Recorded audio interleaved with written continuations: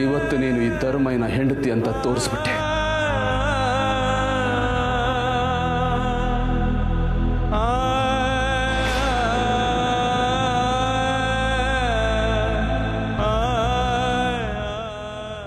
ನನ್ನ ಮಗಳೇ,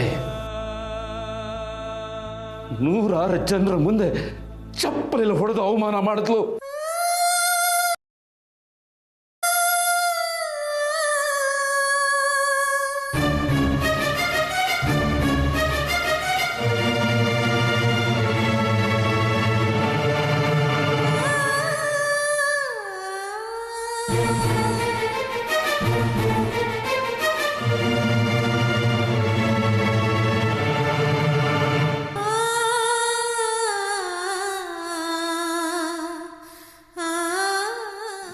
ನನ್ನ 100 ಜನರ ಮುಂದೆ ನನ್ನ ಮರ್ಯಾದೆ ಹರಾಜು ಹಾಕತ್.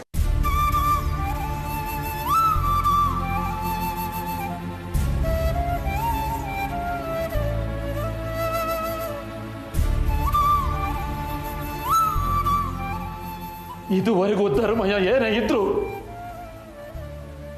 ಊರ ಜನರ ಪಾಲಿಗೆ ಮುಖಂಡ ಆಗಿದ್ದ.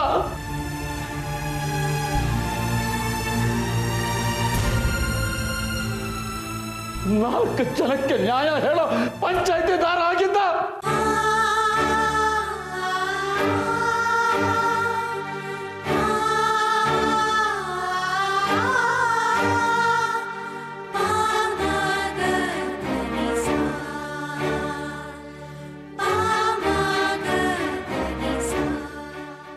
ಆದ್ರೆ ಈಗ ಈ ಊರಿನ ನಾಯಿ ನರಿಗಳು ನನ್ನ ಮಾತು ಕೇಳಲ್ಲ.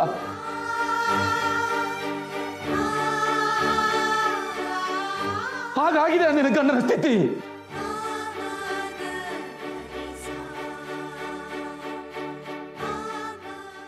ಎಲ್ಲರ ಪಾಲಿಗೆ ಬೀದಿ ಭಿಕಾರಿಯಾಗ್ಬಿಟ್ಟೆ. ಇದೆಲ್ಲ ನನಗೆ ಬೇಕಾಗಿತ್ತ?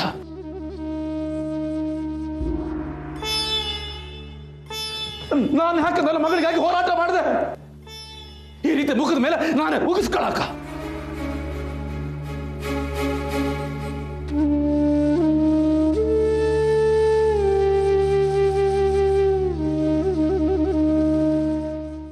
ನಾನು ಪ್ರೀತಿಯಿಂದ ಸಾಕಿದ ಮಗಳೇ ನನಗೆ ವೈರಿ ಆತ್ಲು.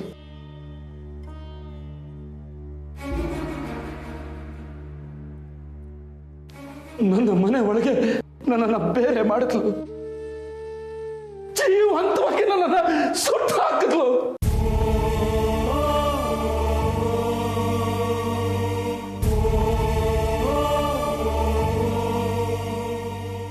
ಬೇರೆ ಯಾರೇ ಇಂಥ ಅವಮಾನ ಮಾಡಿದಿದ್ರೆ ಈ ಧರ್ಮಯ್ಯ ಸುಮ್ಮನಿರ್ತಿರ್ಲಿಲ್ಲ.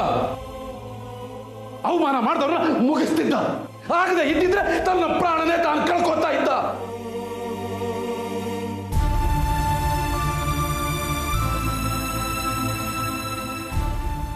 ಆದ್ರೆ ಇದು ಸ್ವಂತ ಮಗಳಿಂದ ಆದ ಅವಮಾನ.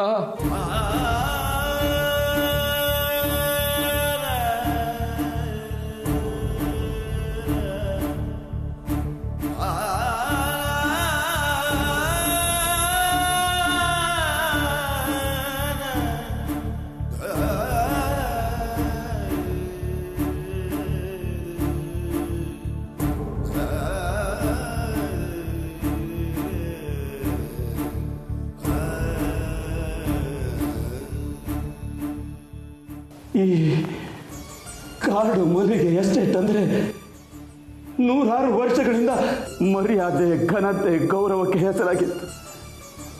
ಆ ಘನತೆ, ಗೌರವ ಎಲ್ಲ ನಿನ್ನ ಮಗಳು ಕಾಡು ಪಾಲು ಮಾಡಿಬಿಟ್ಲು ರುಕ್ಮಿಣಿ.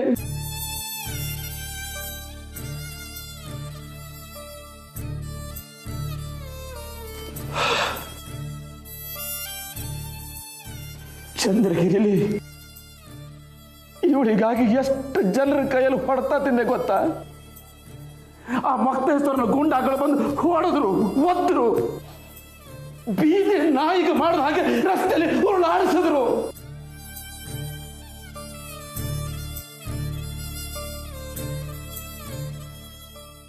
ನಾನು ಮಾತ್ರ ನನ್ನ ಹೋರಾಟ ಬಿಡಲಿಲ್ಲ. ಜೀವ ಹೋದ್ರು ಸರಿ, ನನ್ನ ಮಗಳನ್ನ ಕಾಪಾಡ್ತೀನಿ ಅಂತ ಅವ್ರ ಜೊತೆ ಹೊಡೆದಾಡಿದೆ.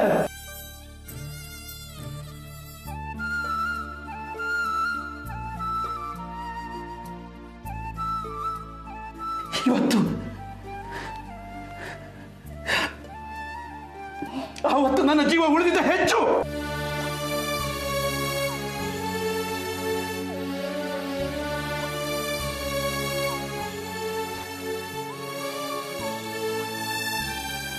ಇದೆಲ್ಲ ಯಾರಿಗಾಗಿ ಮಾಡದೇ ಇರ್ಕೊಳ್ಳಿ. ಇವತ್ತು ನನ್ನ ಮರ್ಯಾದೆ ಕಳೆದಿರೋ ಮಕ್ಕಳಿಗಾಗಿ, ಇವತ್ತು ನನ್ನ ಮರ್ಯಾದೆ ಕಳೆದಿರೋ ಮಕ್ಕಳಿಗಾಗಿ.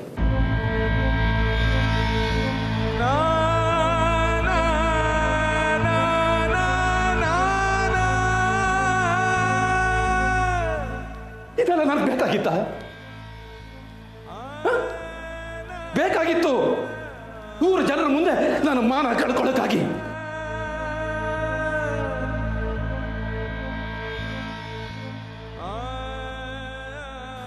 ಬೇಡ ರುಕ್ಮಿಣಿ,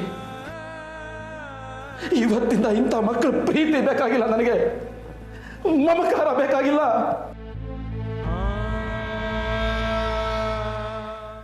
ಮಕ್ಕಳಿಗಾಗಿ ಸಾಯೋ ಅಪ್ಪಂದರಿಗೆ ಇವತ್ತು ನಾನೇ ದೊಡ್ಡ ಪಾಠ.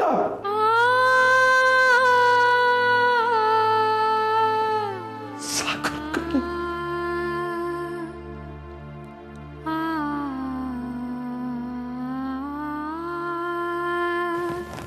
ನನಗೊಬ್ಳು ಮಗಳಿದ್ದು ಅನ್ನೋದನ್ನ ಮರೆಯೋದಕ್ಕೆ ಪ್ರಯತ್ನ ಮಾಡ್ತೀನಿ.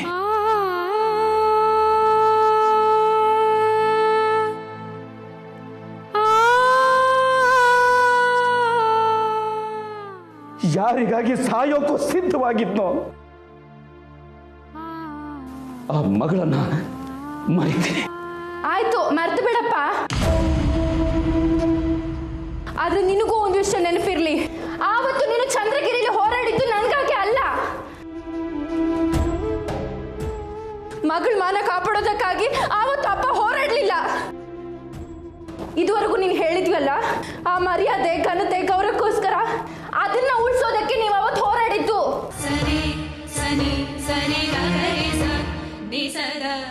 ನನಗೋಸ್ಕರ, ನಿನ್ನ ಹೆಂಡತಿಗೋಸ್ಕರ ಸ್ವಲ್ಪನಾದ್ರೂ ಪ್ರೀತಿ ಕರುಣೆ ಇದ್ದಿದ್ರೆ ನೀನು ಪ್ರತಿ ವರ್ಷ ನನ್ನ ವಯಸ್ಸಿನ ಹೆಣ್ಮಕ್ಳನ್ನ ಹುಡ್ಕೊಂಡು ಚಂದ್ರಗಿರಿಗೆ ಹೋಗ್ತಿರ್ಲಿಲ್ಲ.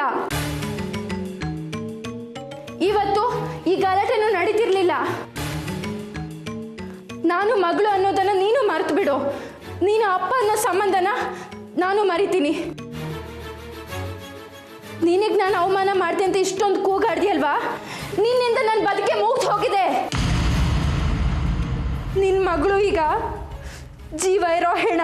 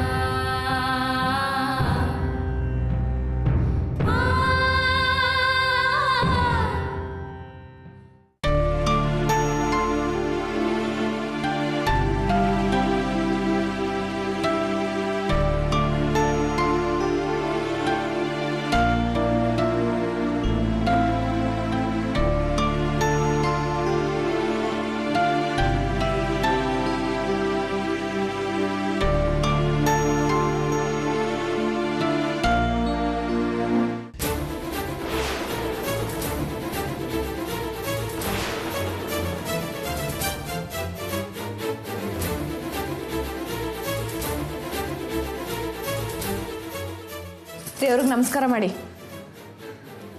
ಮಾಡಿ.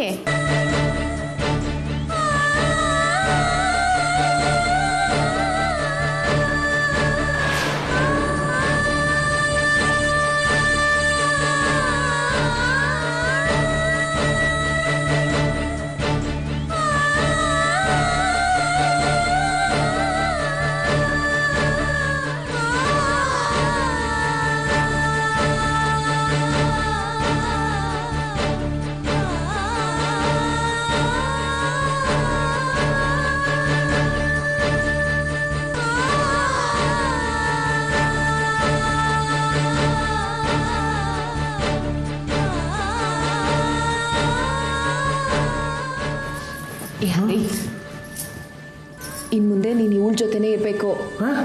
ನೀನು ತಾಳಿ ಕಟ್ಟಿದ್ದು ಇವಳಿಗೆ, ಇವಳೇ ನಿನ್ನ ಹೆಂಡತಿ, ಗೊತ್ತಾಯ್ತಾ? ಕಲ್ಪಿ ಬಾಲ್ ಕೂತ್ಕೊಳ್ಳೋಣ.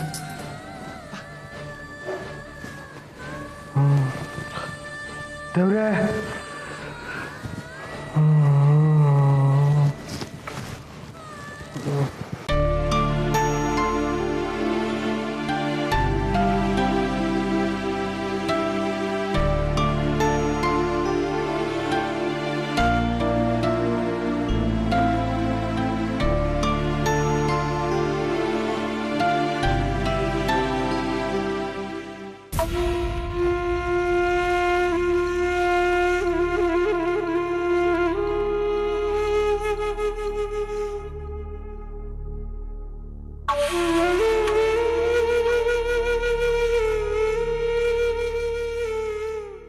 ಸೀತಾ, ನಾವು ತುಂಬ ತಪ್ಪು ಮಾಡಿದ್ವಿ.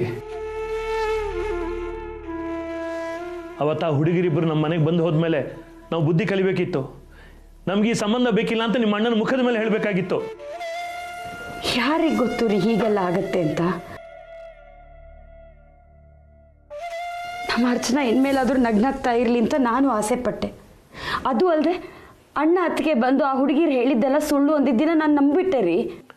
ನಾವು ನಂಬಿದ್ದಲ್ಲ, ನಿಮ್ಮ ಅಣ್ಣ ನಂಬಿಸಿದ್ದು. ಚೆನ್ನಾಗಿ ನಮಗೆ ಪಂಗನಾಮ ಹಾಕ್ಬಿಟ್ಟ.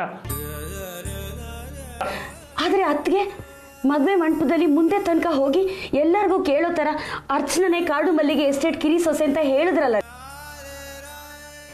ದೇವ್ರ ಮುಂದೆ ತಾಳಿನೂ ಕಟ್ಸಿದ್ರಲ್ಲ. ಅತ್ತಿಗೆ ತಾಳಿ ಕಟ್ಸಿದ್ರು.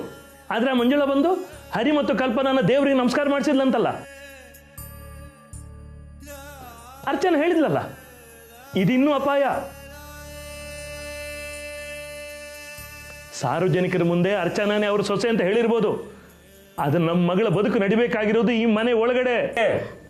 ಅದು ಅಣ್ಣ ಅದಕ್ಕೆ ಜವಾಬ್ದಾರಿ. ಸೀತಾ, ಹಾಗಂತ ಬಿಟ್ರೆ ನಮ್ಮ ಮಗಳಿಗೆ ಮತ್ತೆ ಕಣ್ಣೀರೇ ಗತಿಯಾಗತ್ತೆ. ಇಲ್ಲಿ ನಿಮ್ಮ ಅಣ್ಣನ ಮಾತನ್ನ ಅವ್ರ ಮಗಳೇ ಕೇಳಲ್ಲ ಅಂದಮೇಲೆ ನಮ್ಮ ಮಗಳಲ್ಲಿ ಸುಖವಾಗಿರ್ತಾಳೆ ಅನ್ನೋದಕ್ಕೆ ಏನ್ ಗ್ಯಾರಂಟಿ? ಇಲ್ಲ ರೀ, ಅದಕ್ಕೆ ಹಾಗೆಲ್ಲ ಕೈ ಬಿಡ. ಮನೆಯವರೆಲ್ಲರೂ ನಿನ್ನ ಅತ್ತಿಗೆಗೆ ಸಪೋರ್ಟ್ ಮಾಡಿದ್ರೆ ನಾನು ಯಾವುದಕ್ಕೂ ಚಿಂತೆ ಮಾಡ್ತಿರ್ಲಿಲ್ಲ ಸೀತಾ.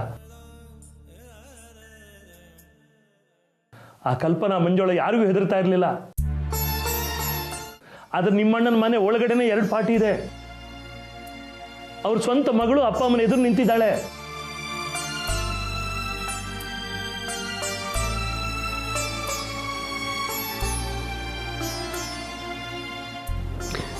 ಅಣ್ಣ ಅದಕ್ಕೆ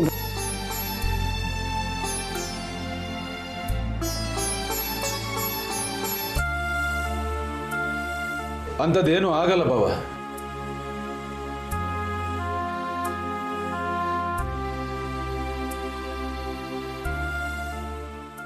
ನಾನು ರುಕ್ಮಿಣಿ ಬದುಕಿರೋವರೆಗೂ ನಿಮ್ಮ ಮಗಳಿಗೆ ಯಾವುದೇ ರೀತಿ ಅನ್ಯಾಯ ಆಗೋದಕ್ಕೆ ಬಿಡಲ್ಲ.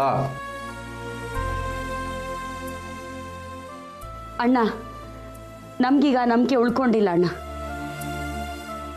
ಅತ್ತಿಗೆ, ನೀನೇನೋ ಊರವ್ರ ಮುಂದೆ ಅರ್ಚನಾನೇ ನನ್ನ ಸೊಸೆ ಅಂತ ಒಪ್ಕೊಂಡಿರ್ಬೋದು, ಮನೆ ತುಂಬಿಸ್ಕೊಂಡಿರ್ಬೋದು, ದೇವ್ರ ಮುಂದೆ ಬಲವಂತವಾಗಿ ತಾಳಿ ಕಟ್ಸಿರ್ಬೋದು. ಆದರೆ ಅರ್ಚನಾನೇ ಹರಿ ಹೆಂಡತಿ ಅಂತ ಹೇಳೋಕೆ ಇಷ್ಟು ಮಾತ್ರ ಸಾಕಾಗಲ್ಲ. ನೋಡ ಮಂಜುಳಾನ, ಕಲ್ಪನಾನ ಕರ್ಕೊಂಡು ಬಂದು ಅರ್ಚನಾನ ಪಕ್ಕಕ್ಕೆ ಸರಿಸಿ ಹರಿ ಜೊತೆ ದೇವ್ರಿಗೆ ನಮಸ್ಕಾರ ಮಾಡಿಸಿದ್ಲಂತೆ.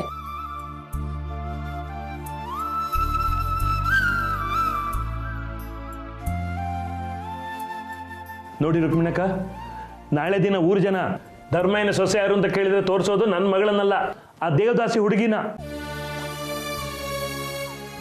ಮದುವೆ ಅನ್ನೋದಕ್ಕೆ ಜನರ ಮುಂದೆ ನಡೆದಾಗ ಮಾತ್ರ ಬೆಲೆ. ನಾಳೆ ದಿನ ನಮ್ಮ ಮಗಳು ನಿಮ್ಮ ಮನೇಲಿ ಬೆಲೆ ಇಲ್ದವಳಾಗ್ತಾಳೆ. ಹೇಗಾಗ್ತಾಳೆ? ನಾನಿಲ್ಲ. ಅಣ್ಣ, ನೀನೇನೇ ಮಾಡಿದ್ರು ಆ ಕಲ್ಪನಾನ ಈ ಮನೆಯಿಂದ ದೂರ ಮಾಡೋಕ್ಕಾಗಲ್ಲ.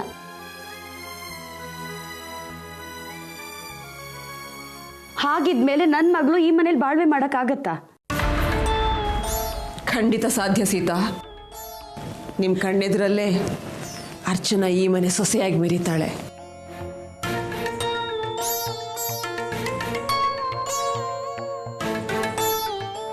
ಇವತ್ತಿಂದಾನೇ ಹರಿ ಅರ್ಚನಾರ ಗಂಡ ಹೆಂಡತಿ ಜೀವನ ಶುರುವಾಗುತ್ತೆ. ಇವತ್ತು ರಾತ್ರಿನೇ ಇವರಿಬ್ಬರ ಪ್ರಸ್ಥ.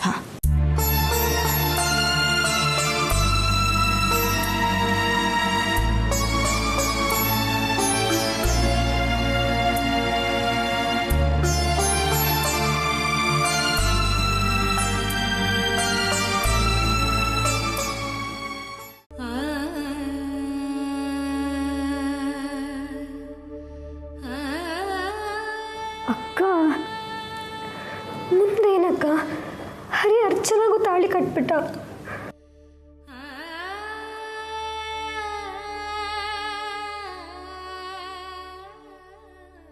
ಏನ್ ಮಾಡೋದು? ಬುದ್ಧಿ ಇರೋರೇ ಇಲ್ದೇ ಇರೋ ಹಾಗೆ ಆಡ್ತಿದ್ದಾರೆ. ಹಾಗಾದ್ರೆ ಹರಿಗ ಅರ್ಚನಾ ಗಂಡನ? ಹಾಗಂತ ನಿಮ್ಮ ಅತ್ತೆ ಅನ್ಕೊಂಡಿದ್ದಾರೆ. ಅದನ್ನೇ ಎಲ್ಲರಿಗೂ ಹೇಳೋದಕ್ಕೆ ಹೊರಟಿದ್ದಾರೆ. ಆದ್ರೆ ಸುಳ್ಳಲ್ವಾ? ಆ ಸುಳ್ಳೆ ನಿಜ ಆಗತ್ತಾ? ನಿಜ ಮಾಡೋದಕ್ಕೆ ಹೊರಟಿದ್ದಾರೆ. ಅದು ಹೇಗೆ ಮಾಡ್ತಾರೋ ನಾನು ನೋಡ್ತೀನಿ. ಈ ಮನೆ ಹಿರಿಯರಲ್ಲಿ ನಿಮ್ಮ ಅತ್ತೆ ಒಬ್ರಿಗಾದ್ರೂ ನ್ಯಾಯದ ಬಗ್ಗೆ ಹೆದರಿಕೆ ಇದೆ ಅನ್ಕೊಂಡಿದ್ದೆ. ಇಲ್ಲ, ಅವರು ಧರ್ಮ ಏನು ಹಾಗೆ ಆಡ್ತಿದ್ದಾರೆ.